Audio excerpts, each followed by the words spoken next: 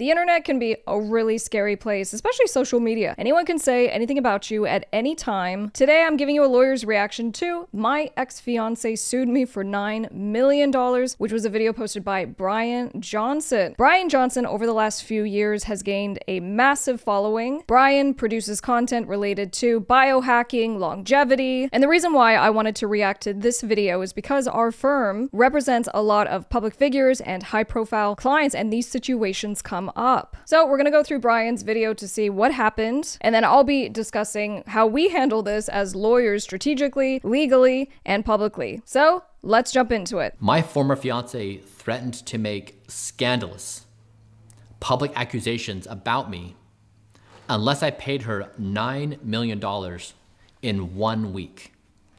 2 years later, a judge ordered her to pay me $500,000 for the fees I had spent defending my innocence. The dark, underground accusation economy. Okay, so how did this happen? It started on April 6th, 2021, that morning I was telling you about, with a 13-page letter from her attorneys. A quote, redacted, is willing to settle all of her claims against Mr. Johnson and his companies for $9 million, ...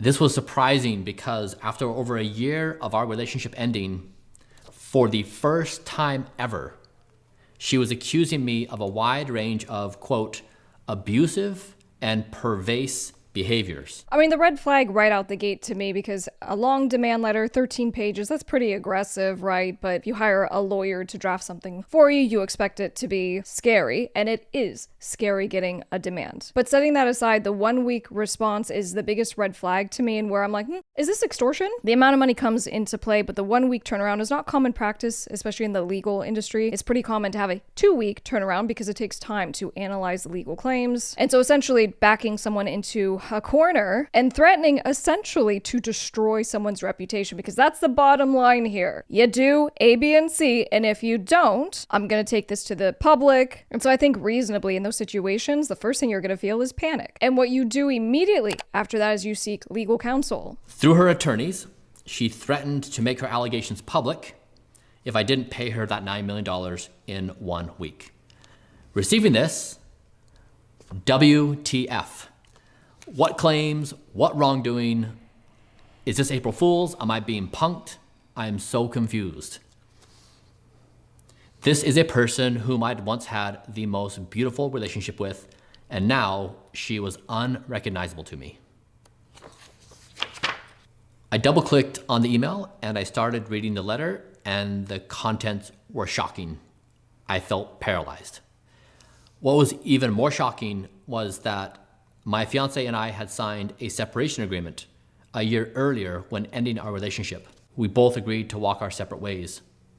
It was clear that she and her attorneys were gambling that they would put enough pressure on me of my reputation being tarnished publicly that I would pay up and settle privately. The question that comes to mind immediately is, he said there's a separation agreement. So I go, in that separation agreement, was there confidentiality? That's a very standard term when it comes to anything of we're ending a partnership, we're ending a relationship, we're not going to talk about each other online. And so even threatening to go public and say bad things about someone else could potentially have been a violation of the separation agreement. Now, this person has not done the thing yet, so this is an anticipatory breach, which is a legal claim. These things carry so much weight because in today's social media and digital environment, someone just making a claim, and in this case, in the 13-page demand letter, this person was accusing Bryan of abusive behavior. So the bottom line, true or false, online, it doesn't matter, and the damage would be done either way, potentially. If you're needing legal help with your career, your business, we got you covered. Feel free to reach out to my law firm. I'm honored to say we have over 100 5-star Google reviews. We offer free case evaluations, which just means that you can give us a call, you can email us, no commitment, we'll just see how we can help. We look forward to hearing from you. She was emboldened by lawyers blinded by their greed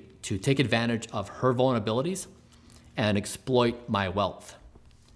After over 6 months of threatening to destroy me, with more serious allegations in her, quote, podcast, a book deal, and a potential TV series, oh boy, the attorneys who sent the demand letter never filed a complaint or produced a single piece of evidence to support the allegations. Then she got new attorneys. Oh man, this is so much. All right, so is it illegal for someone to talk about their life experience and get a book deal and make a movie and do all these things? No. Does it not look so good on the claimant?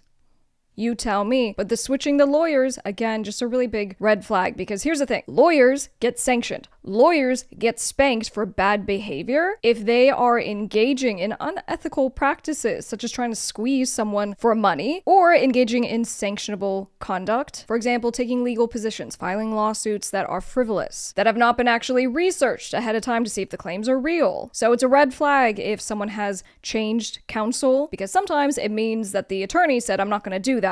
The client got upset, fired that attorney, and went and found someone else who would take the case. They filed a case in court and tried to make me look like a monster. I successfully moved part of the case into arbitration, where we had agreed to resolve any disputes. As their legal losses mounted, they became increasingly unhinged in what they were willing to say. Sadly, global media ate it up. On March 31st, 2023, after extensive motions, depositions, and discovery, the arbitrator dismissed all her causes of action that had been referred to arbitration and ordered that my accuser pay me $500,000 to reimburse attorney's fees I'd been forced to spend defending my innocence. Two things. Litigation is not cheap. Several years in litigation, you have a bill from your lawyer of $500,000. And one of the points that Bryan makes in this video is that he had an option when he got this demand letter. Either he take the advice of all of his friends just saying, look, this is so not good in today's climate, just settle, just pay her what she wants. And maybe he could have even afforded it. It's just the price of being human, right? People try to take advantage of you. But Bryan just said that this became reasonably a matter of principle, and he wasn't going to take this lying down. And I understand that. Trust me, there are, especially in litigation, there are times I always have this conversation with clients and I go, look, us continuing litigation is fine. I got you. The lawyers are going to get paid if we keep going. That's really nice for us. But at the end of the day, the two biggest costs that you have are financial and the other one is emotional. And at some point, litigants fatigue on one or both. Now, the second thing, going back to the separation agreement, so there was required arbitration. So this is why Bryan's attorney was able to get the case moved out of the normal court into arbitration, which is a more simplified process of litigation. But let's see what happened next. The ruling and award were confirmed by an active Superior Court judge on September 29th, 2023. After years of litigation, the corroborating evidence my accuser had of any of my accused wrongdoings, nothing. Not a single thing. In considering my accuser's attempt to invalidate the separation agreement she had signed, the arbitrator, a well-respected retired judge, pointed out that my accuser's, quote, undisputed conduct and testimony refute her claims. In other words, my accuser's own evidence contradicted her own story. You got to be honest with your attorney. A lot of clients will hold back certain things, but you got to tell your attorney if there is any bad facts, if there is a text message, if there was an email. So pro tip for clients, always just be super honest with your attorney. They are there to figure out the path forward based on the facts and evidence. And that's quite the ruling in this case, to say that there wasn't a single piece of evidence to support the claimant's position. I wonder what happened with her attorneys. Let's keep going. This is noteworthy as my accuser's day job is chief storytelling officer at an implantable medical device company where trust is life and death. This entire thing has been bizarre and surreal. My accuser's attorney were sanctioned by the judge. Yep. A severe reprimand that courts reserve for truly egregious behavior, for making, as the judge wrote, quote, serious allegations factually and legally baseless and frivolous, unquote. Her lawyers were ordered to pay the court a fine of $2,500. In our settlement discussions, I insisted her attorneys pay some of what she owed for their complicitness. It would have been so easy to relent and quietly make this go away. That's what nearly everyone does, but I am not guilty, and they gave me no choice but to spend 2 years litigating to defend my innocence. So under the federal rules of civil procedure, and it's different in every state at the state level, but Rule 11 and Rule 11 sanctions are applicable to attorneys. We have very stringent ethical obligations, and one of those obligations is to not file lawsuits that are baseless or in bad faith, aka we have not done research. The facts and evidence that we know and can see do not support the claims that we're representing on behalf of someone else. Now, he mentioned that the $2,500, which I'm surprised at the low number, but he said that this was paid to the court. Typically, the court, as a sanction, will have the offending party pay the other parties legal fees for having to defend. For example, someone files a baseless complaint, the other side responds, a motion to dismiss is successful, and says, hey, and as part of this, I want sanctions because this should have never been filed. I had to hire an attorney to respond, and so that's a way to get your costs reimbursed. But obviously, in this case, it's a Rule 11 sanction against the actual attorneys. Giving in and paying up would have been an injustice to me, an injustice to society, enabling this twisted practice. This legal fight was ugly and awful, honestly the worst. The most hurtful part of the whole ordeal was that she spoke about our relationship in ways that were unrecognizable to me. For example, when she was sadly diagnosed with a serious health condition, I rearranged my life and worked beside her nonstop to beat it. We flew around the country together, exploring clinical trials and meeting with doctors. Together, we conducted extensive research into additional therapies and tests.